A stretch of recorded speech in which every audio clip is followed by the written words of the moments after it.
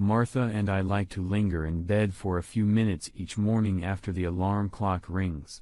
After all these years, we knew what was best for us. Those warm, lazy, extra minutes in bed must be paid for with a desperate struggle to get ready for work. A few years ago, the payback also included a mad dash to get the kids ready for school. Now that our 2 kids are gone, we find ourselves lingering in bed more and more often before the mad morning rush, the one that precedes the drive to work. To make matters worse, I had to leave the house a good 20 minutes earlier than usual. Martha had to work late tonight, so instead of taking my car, we work not far from each other, so we commute to work together. I decided to ride my mountain bike to work.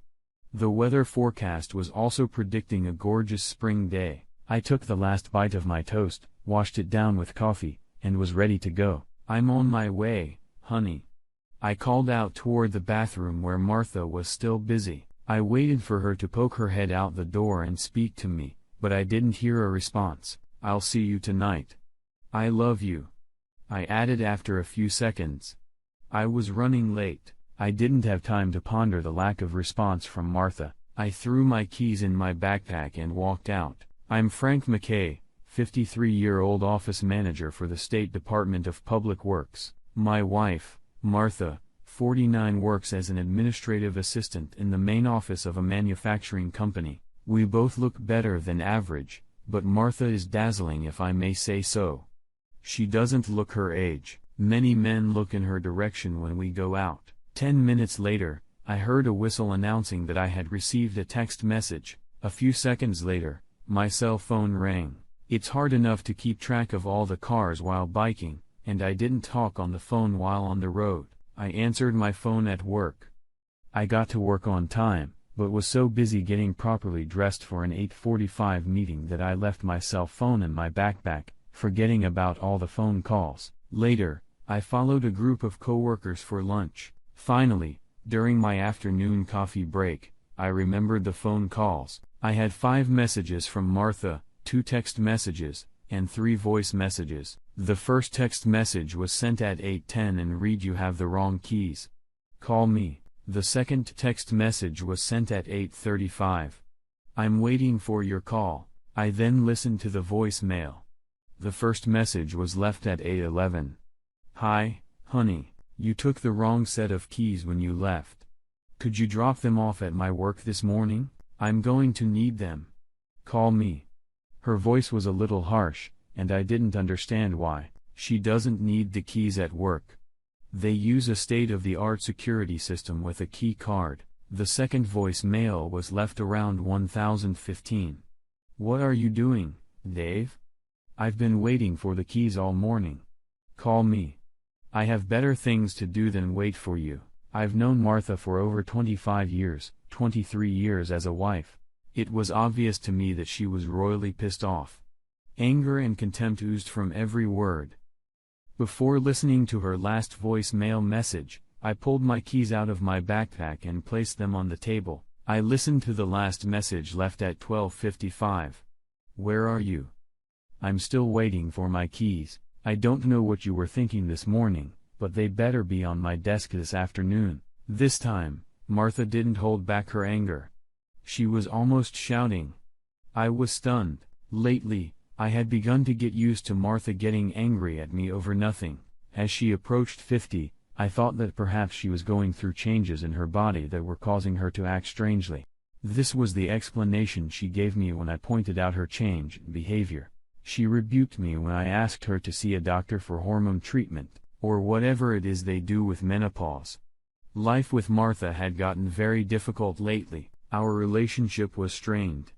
But it was strange to see such an outburst over a bunch of keys she didn't need. I've been working on myself. I think 2 can play the anger game. I decided not to call her and just wait until 5 o'clock to take the damn keys. Shortly after 5, I made it to Martha's workplace. Surprise! Surprise! I was just in time to see her pull out of the parking lot and head home. Despite the heavy traffic and the abilities of my bike, I still couldn't catch up with her. There was no use in doing so anyway, as we were both heading home. I knew she would soon pull out of the heavy traffic and up a speed I couldn't match. so I decided to take my usual more direct route to try and overtake her home. A few minutes later, I was caught off guard when I saw her car heading to another part of town.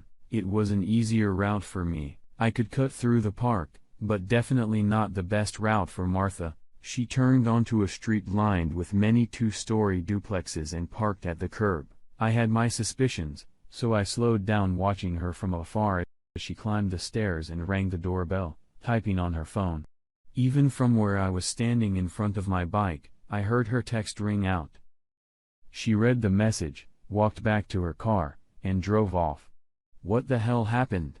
I asked myself. Martha, who was supposed to be working late, had arrived at an unknown apartment. I grabbed the bunch of keys I was holding to get a closer look. I recognized her car keys and our house keys.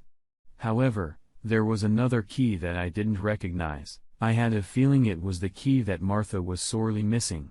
I walked over to the duplex, climbed the stairs, inserted the key into the front door lock, and turned it. The click of the lock signaled the end of my marriage to Martha.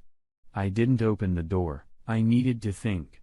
What was I going to do? My growing anger made attempting to enter my wife's lover's apartment, destroying his belongings, or I could wait for him and beat the crap out of him, or I could just go to the police station and go straight to jail. No.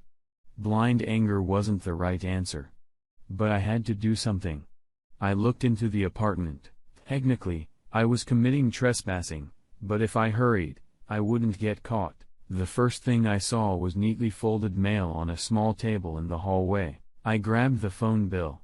The letter was addressed to Steve Muller. I had no idea who it was, but the phone bill could come in handy. I put it in my backpack.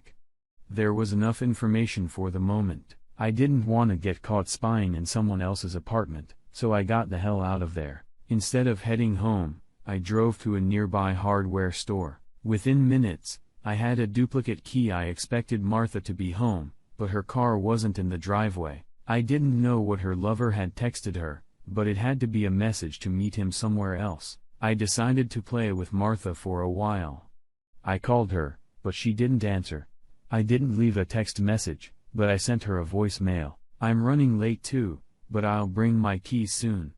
I'll be in your office soon. It took a few seconds to get a response. That won't be necessary. I've made other arrangements. I just left my office, just go home, followed her immediate reply. In her head, she probably added, and leave me alone, dumbass. I had a shitty evening. Martha didn't get home until 10 o'clock. That gave me a good 4 hours to decide what to do. First, I wanted proof of her cheating. With the copy I now had on my keychain, it would be easy to just do what I needed to do. The phone bill was pointing to her lover all by itself. They were constantly on the phone and texting each other, even in the evenings when Martha and I were together. All this time, I thought she was texting our children. Did I really need to know why she had decided to leave me? No. It didn't matter now. Our love had faded in the last 6 months. It can only take so much indifference, recriminations and nagging before a man's love begins to fade. I now realized that my loving wife was distancing herself from our marriage. But I never knew it. Today's discovery was the final blow to a very shitty marriage. We're done. There is no benefit to proving adultery in our state. Irreconcilable differences would be a motive, and the judge would split our assets 50-50. But as a cheating husband, I felt I had a lot to gain back some of my pride. I will not allow Martha to lie while married. The reason would be publicized to our children, parents, and friends. Knowing how Martha has changed over the past few months, I wouldn't be surprised if she tried to make me out to be the bad guy in some way. I did play with many revenge scenarios, but decided not to go down that path. I only had a few years before early retirement, and I didn't want to ruin that. Retirement wouldn't be what I had envisioned all those years ago when I was living with Martha, but it was better than going to jail and losing my job. Now at least I would enjoy my retirement the way I wanted to, not the way Martha wanted me to. I decided to face Martha's irritation when she returned from her date, so that would work in my favor. Her anger might lead to a small argument and excuse my icy behavior over the next few days. However, sex with Steve must have calmed her down a bit. Now that I was very attentive, I realized that she had averted my eyes a little. When Martha finally got home, she was surprised to see me still sitting in the living room. She threw the spare car key into the container we keep by the door and grabbed her own bunch of keys that I had put there earlier. Taking one look at the keys, she tossed them into her purse. I expected some sort of grunt, but she didn't utter a single word. She headed straight for the bathroom. "I'm tired," she said to someone in the hallway. "I'm going to take a shower and go straight to bed." "What?" I asked. "No love tonight?" Her only response was to close the bathroom door behind her and lock it. Do you know many married people who locked the bathroom door? I hadn't noticed it before, but it happened a lot when Martha came home from working late. My God, I was so stupid. No wonder she was leaving me. Before going to bed, I watched the evening show. I hoped Martha was sound asleep. I swear she was still awake. Sleep was eluding her as well. The next morning, under the pretense of a meeting, I left early in my car. Instead of work, I went to an electronics store and bought some interesting things. It only took me a couple hours to get Mueller's apartment wired for sound and picture. Being in the apartment for so long, I had time to look around. It was very well furnished. Many of the items looked like antiques. I don't know if he had a maid, but his apartment was spotless, not a speck of dust to be seen anywhere. I wonder if he was a stickler for cleanliness. It was food for thought. I hoped my little spy gear would go unnoticed for a few days, at least long enough to get some racy shots of my wife and her lover. I shouldn't have worried about that. Back at the office after lunch, I received another text from Martha asking me not to wait up for her as she had another late meeting. I made an appointment with the lawyer for the next day. That evening, I drove by Mueller's apartment and saw Martha's car. Despite everything I had been through in the last 24 hours, I could still feel my heart sinking at yet another proof of her betrayal. Tomorrow would be a crucial day. I drove back to the house. I was tempted to just check into the town motel, but it would be ridiculous to go to that expense when it wasn't my fault. Back at the house, I considered sleeping in the guest bedroom, but again, I decided that I wasn't the one who ruined our marriage. Let Martha sleep there. I moved all of her things into the guest bedroom in a mess. I just grabbed entire drawers, piled them on the bed, and then pulled clothes off her side of closet and threw them in there as well. Generally, a very soothing activity. I felt better with each armful I carried to her room. When she got home that evening, she looked worse than she had the night before. She had that just fuck look she might have after a 5-hour fuck fest. Again, she was surprised to see me. She didn't bother to explain her lateness or her appearance as if she could explain the reason. I couldn't believe I could cause such pain. Knowing we had a divorce looming over us, I grabbed her hand and dragged her toward the bedrooms. "What are you doing, Frank? You're hurting me," she whimpered. I forced myself to speak more confidently than I felt. I knew I was minutes away from losing her. I had to act fast. I had to keep my cool. "Shut up, bitch," I said loudly. It was so out of character for me saying things like that as if I'd hit her. Suddenly, the accusing looks I've been getting for the past few months were replaced with fear. But what kind of fear? Fear of violence or fear of exposure? I couldn't know that, and I wasn't going to ask. I opened the guest bedroom so she could see her things stacked there. "Starting tonight, bitch," I said sharply. "This is your room," and I pushed her inside. "We're not husband and wife anymore. Stay away from me," I warned her. "In fact, it would be better if you just packed up and left right now." Martha was annoyed and angry. She resisted trying to leave the room. "Oh, no. You bastard. If any of us are sleeping in the guest room, it's you," she said. "I broke my back, taking care of the kids. You in the house. Show some respect or leave the house." Did I wanna argue with her? No. I forcefully pushed her back into the guest room, surprising us both with the force of my action. "I'm giving you two choices," I growled at her. "Either you sleep here until our divorce is final or you go live with Steve Mueller right now." His name struck her like a karate kick. Despite her behavior in recent months, Martha still knew me better than anyone. She realized I knew about her cheating, and she knew I had no forgiveness. She knew I would never accept her back into my life, and we would never part as friends. Who wants to be friends with someone who stabbed you in the back? I could see in her eyes that she didn't envision getting caught, and she wasn't ready for a confrontation. After a few seconds, I saw a defeat written all over her face. She staggered into the bedroom, threw off her clothes, and sat on the bed. Tears slowly rolled down her cheeks. She said something I couldn't hear. "What?" I shouted. "I'm sorry," she said a little louder. "I was so stupid. Please don't hate me." "You know me, Martha," I said. "I won't hate you after a while, but I'm sure I won't love you either. Hell, I don't know if I can just be around you." I started to close the door, but I wanted to hurt her some more. "I'd rather make this quick," I said firmly.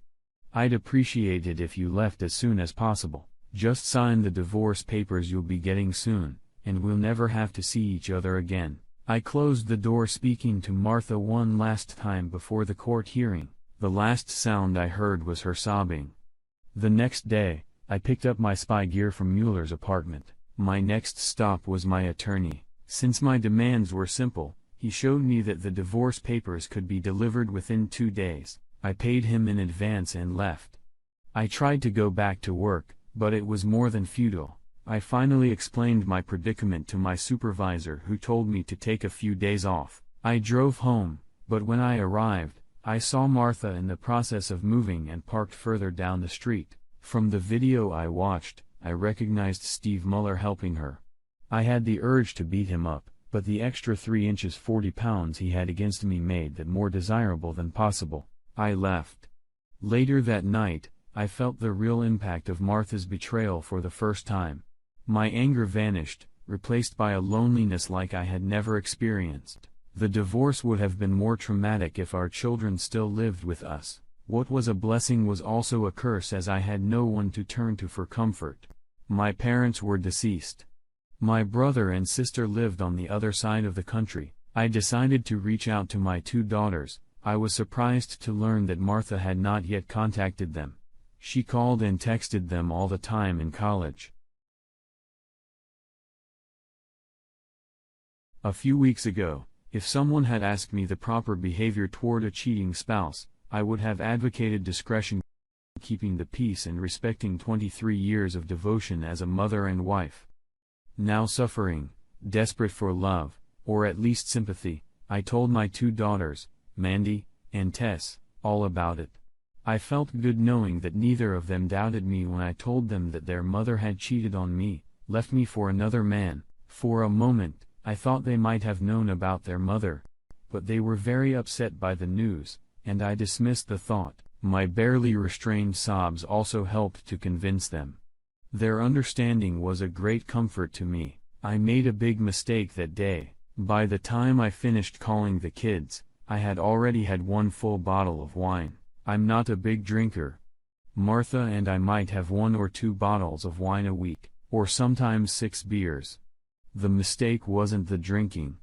It was alcohol-induced self-pity.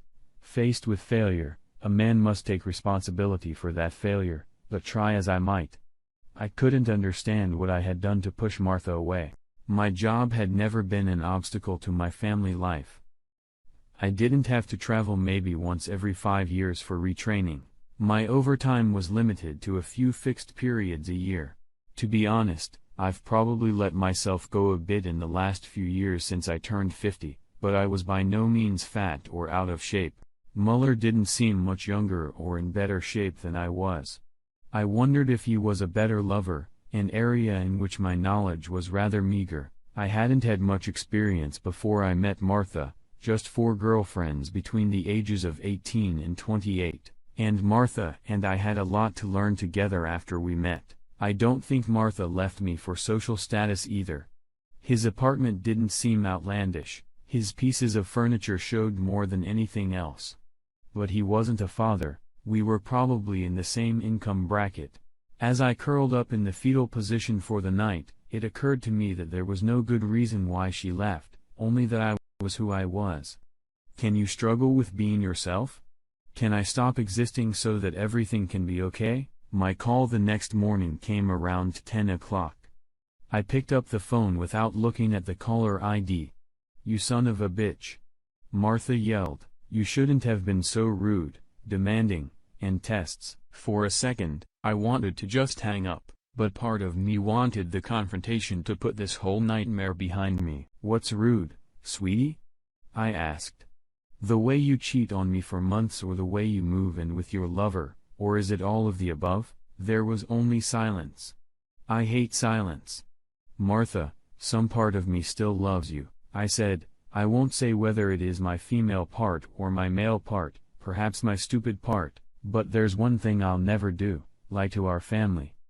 "You wouldn't dare," she pleaded. "Not Daddy. Please, watch me," I said and hung up.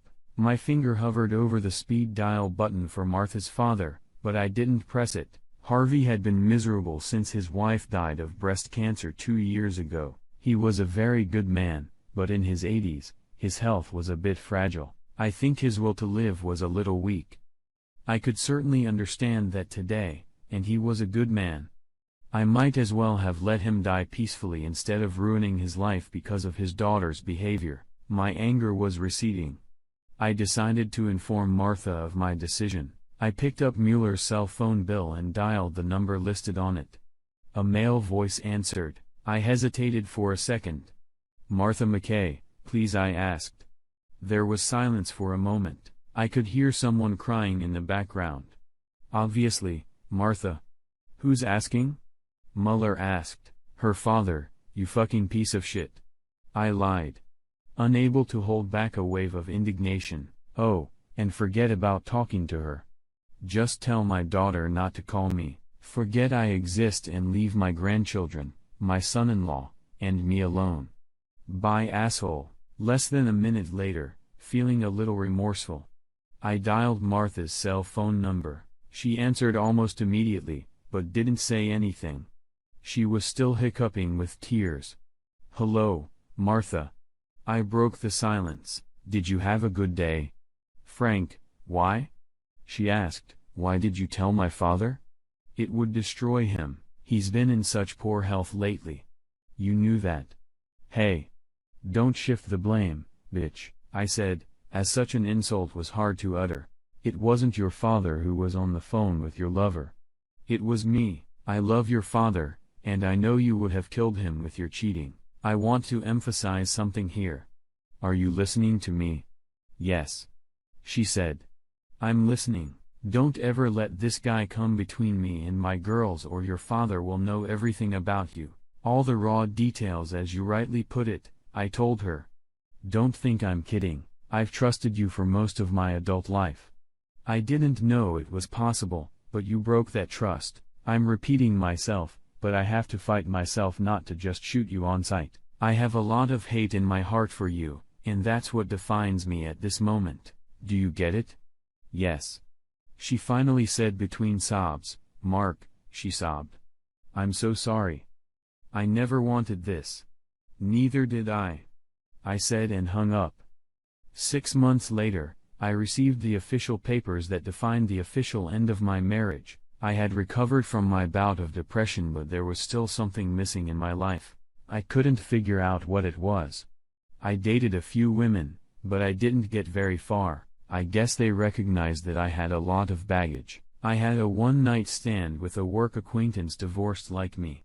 Sex seemed empty without love and affection. We were just two adults desperate for relief, but it left me with a sense of loneliness worse than before. Coming home from work one evening, an epiphany finally came over me. After moving into my new apartment, we'd sold the house to split the proceeds. I said hello to a new friend who had shown up 2 weeks ago. "Hi, Jack," I said, peeking out the door. I was going back to the days when I was a bachelor, giving names to the dusty clumps gathering everywhere in my house, mostly behind doors and under the bed. Jack stood by the front door, while Roger and Bugs lived under the bed. I was almost ready to pick up the vacuum cleaner in the closet, embarrassed by the thought that Mueller would never leave his apartment in such a state. As I curled up in the fetal position for the night, It occurred to me that there was no good reason why she left, only that I was who I was. Can you struggle with being yourself? Can I stop existing so that everything can be okay? My call the next morning came around 10 o'clock. I picked up the phone without looking at the caller ID. "You son of a bitch!" Martha yelled. "You shouldn't have been so rude, demanding, and tests." For a second, I wanted to just hang up, but part of me wanted the confrontation to put this whole nightmare behind me. "What's rude, sweetie?" I asked. "The way you cheat on me for months, or the way you move in with your lover, or is it all of the above?" There was only silence. "I hate silence." "Martha, some part of me still loves you," I said. "I won't say whether it is my female part or my male part, perhaps my stupid part, but there's one thing I'll never do, lie to our family." "You wouldn't dare," she pleaded. "Not Daddy. Please, watch me," I said and hung up. My finger hovered over the speed dial button for Martha's father, but I didn't press it. Harvey had been miserable since his wife died of breast cancer 2 years ago.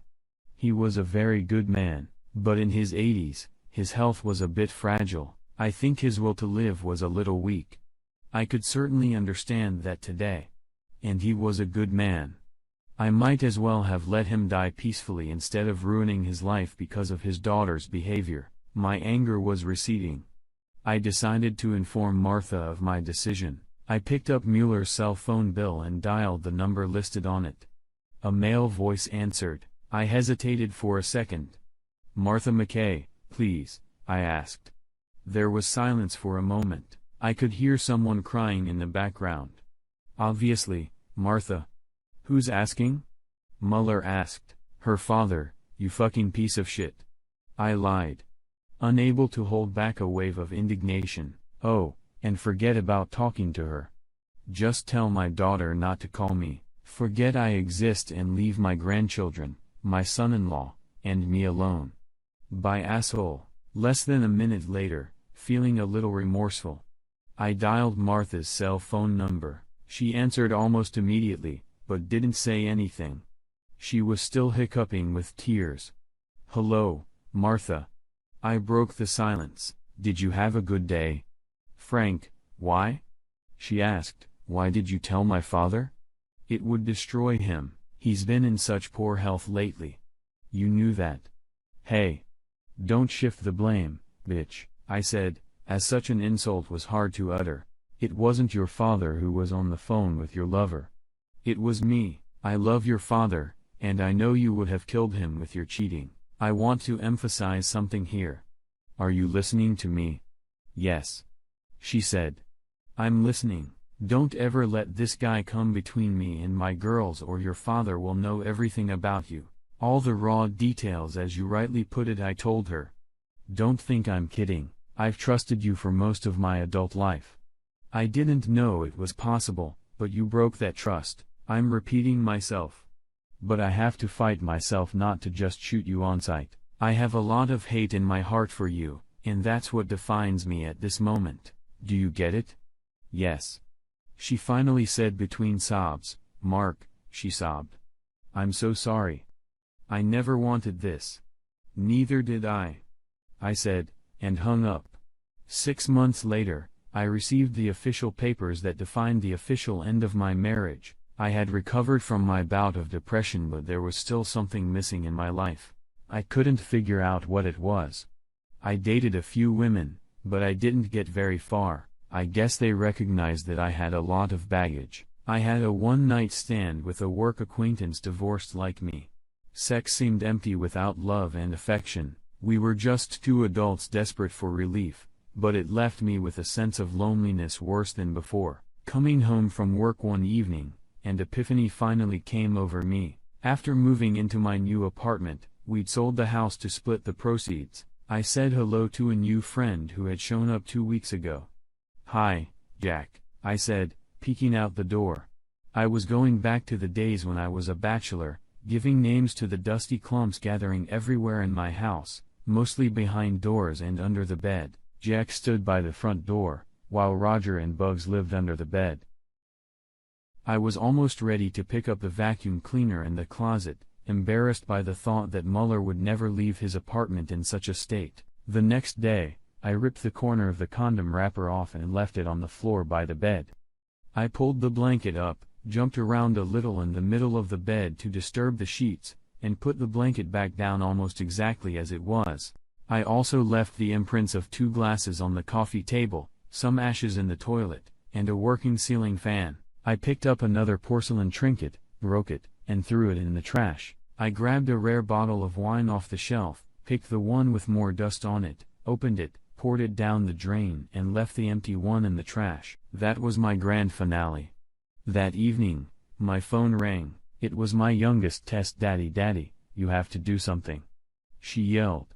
Anything for you, honey, I said. Help mommy. She said, barely holding back her sobs.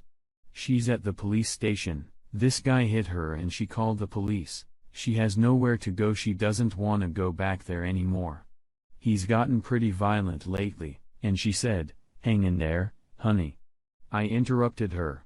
I'm not the man to help your mother. I hate her to the core, and I have to admit that I really like what's happening to her, not the beating, but the complete fiasco with her boy toy. What's going on around? Daddy pleaded. Tests. She's my mom, and she needs help. Okay. It's only because you're asking, I said. Don't expect me to do anything more than just pick her up and drive her. Thanks, Dad. A few minutes later, I was at the police station. She was still being questioned, so I had to wait a little while, but I sent her a note saying I was waiting for her. I have to admit. An hour later, I felt terrible when I saw Martha with a black eye on her left eye. She cried when she saw me walking toward me with open arms. I fought myself, but managed to reach out my arms to keep her at arm's length. Hey. I'm here because my daughter asked me to come. I said, don't ever think we're going to be friends. I'll give you a ride wherever you want to go. That's all. I walked out of the police station without looking back to see if she was following me. Her subs were the only sign that she was near. Once in the car, I asked, where do you want to go? Home. She replied. Without saying a word, I drove to my destination. Martha reacted only when I turned onto Muller Street and parked in front of the house. I don't want to go there, she said, holding back tears. Look, Mueller's in jail right now. That leaves you plenty of time to gather your things and leave. She stared at me for a few seconds, then got out of the car and headed for the apartment. Soon she started taking out trash bags with her clothes in them. She didn't take much when she left me, so she finished quickly. Once she was done, we left. After a few minutes, she asked where we were going. I could hear the fear in her voice. We're going to your father's house. I told her. You said you wanted to go home. You don't have another home. We drove in silence for a few more minutes. Her father lives far away in the suburbs. I didn't get a chance to apologize to you, Martha said, breaking the silence. I'm sorry for what I did. I was stupid, and you caught me cheating. I accept that, but I never stopped loving you. I just forgot what that meant for a while. I didn't even want to live with Steve. We didn't have much in common. I want to tell you that I'm sorry for hurting you. I didn't answer. There was nothing to say. Could I have said it's okay? Absolutely not. Could I tell her I forgive her? That would be a lie, since I still resented the way she had ruined our marriage. I was silent. I think my silence hurt her more than any pompous speech I could have made to let her know how much she had hurt me.